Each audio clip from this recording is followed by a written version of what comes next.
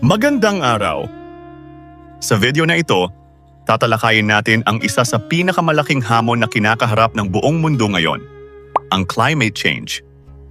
Pag-uusapan natin kung ano ito, ano ang mga sanhi, paano nito naaapektuhan ang ating kapaligiran at pamumuhay, at ano-ano ang mga batas at programang ipinatutupad upang mapigilan ang patuloy na paglala ng problemang ito.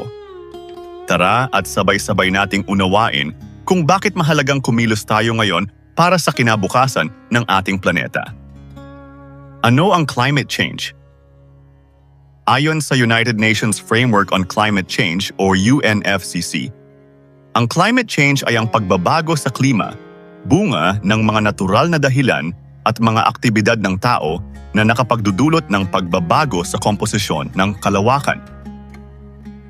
Sanhi ng climate change. Ayon sa mga climatologist, dalawa ang sanhi ng climate change. Una ay ang natural na pagbabago ng klima dala ng epekto ng araw sa mundo. At ikalawa ay ang init na mula sa ilalim ng lupa o epekto ng mga gawain ng mga tao. Isa-isahin natin ang mga sanhi ng climate change. Mga greenhouse gases. Ito ay gas na nakapagpapainit sa daigdig tulad ng water vapor, carbon monoxide, carbon dioxide, chlorofluorocarbons, methane, at nitrous oxide. Paggamit ng mga chemical na nakasisira sa ating atmosphere. Patuloy na pagpuputol ng mga puno. Illegal at labis na pagmimina at quarrying. Maling paraan ng pagsasaka, pangingisda, at paghahayupan. Malawakang paggamit ng teknolohiya. Maling pagtatapon ng basura. Ngayon naman ay pag-usapan natin ang mga epekto ng climate change. Ilan sa mga epekto ng climate change ay ang pagkakaroon ng iba't ibang uri ng sakit. Dahil sa pabago-bagong klima at mas mainit na temperatura, dumarami ang sakit tulad ng dengue, heat stroke, at respiratory illnesses. Pagkasira ng mga likas na yaman. Ang matinding init, tagtuyot, at pagbaha ay nakakasira ng kagubatan, karagatan, at iba pang yamang kalikasan na mahalaga sa ekosistema. Pagkakaroon ng matitinding kalamidad. Nagiging mas malakas at mas madalas ang mga bagyo, pagbaha, drought, at storm surge dahil sa pag-init ng mundo. Suliranin sa pagkain at tubig. Apektado ang produksyon ng pagkain at supply ng malinis na tubig dahil sa tagtuyot, pag-ulan ng sobra, at pagtaas ng temperatura. Iba pang epekto ng climate change sa kapaligiran at ekonomiya. Epekto ng climate change sa kapaligiran. Ang climate change ay nagdudulot ng malalaking pagbabago sa ating kapaligiran tulad ng pagtaas ng temperatura, pagkasira ng mga kagubatan, paglubog ng mga baybayin dahil sa pagtaas ng sea level, at paglawak ng mga disyerto o tuyong lupa.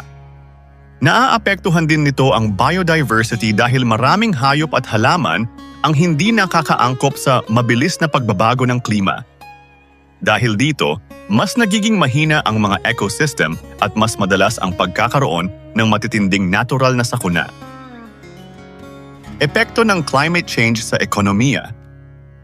Malaki rin ang epekto ng climate change sa ekonomiya dahil naapektuhan ang agrikultura, pangingisda, at iba pang industriyang nakadepende sa kalikasan. Bumababa ang produksyon ng pagkain, tumataas ang presyo ng bilihin, at tumataas din ang gastos ng pamahalaan sa pagresponde sa mga kalamidad. Bukod dito, maraming negosyo at kabuhayan ang nasisira tuwing may bagyo, baha, at tagtuyot na nagdudulot ng pagkalugi at pagkawala ng trabaho. Sa kabuuan, humihina ang ekonomiya dahil sa pinsala ng climate change. Dumako naman tayo sa mga batas, programa, at polisiya sa pagkontrol ng climate change. Narito ang ilan sa mga batas, programa, at polisiya ng pamahalaan para makontrol ang climate change. Philippine Agenda 21. Ito ay pambansang balangkas para sa sustainable development na nagtataguyod ng balanseng ugnayan ng tao at kalikasan. Batas Republika bilang 9147 or ang Wildlife Resources Conservation and Protection Act. Layunin nitong protektahan at pangalagaan ang wildlife species at kanilang natural na tirahan upang mapanatili ang biodiversity. PD 1067 or ang Water Code of the Philippines. Itinatakda nito ang tamang pamamahala, alokasyon at pangangalaga ng mga yamang tubig ng bansa. Batas Republika bilang 8749 or ang Philippine Clean Air Act of 1999. Nilalayon nitong bawasan ang air pollution sa pamamagitan ng regulasyon sa emisyon mula sa sasakyan, industriya at iba pang pinagmumulan.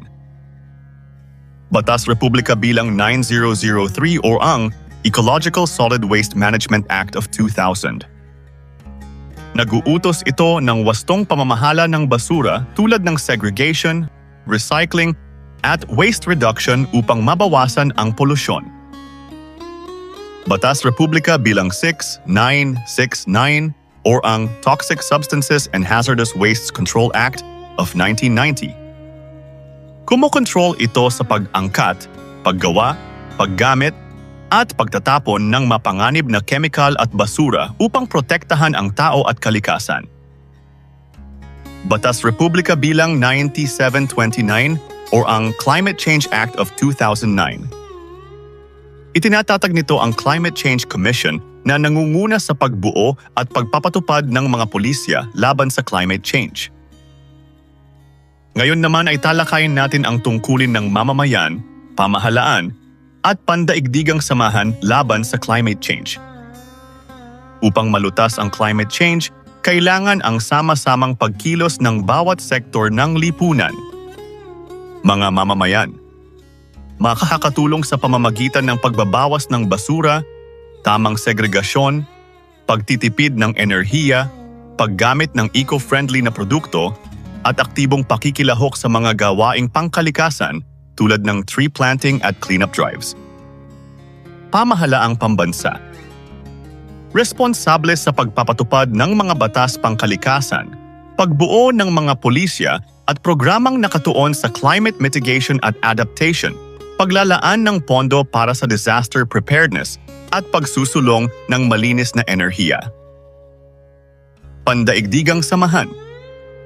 Nagbibigay ng teknolohiya, pondo, at suportang technical at nagtatatag ng mga international na kasunduan upang mabawasan ang greenhouse gas emissions at matulungan ang mga bansang higit na nakakaranas ng epekto ng climate change.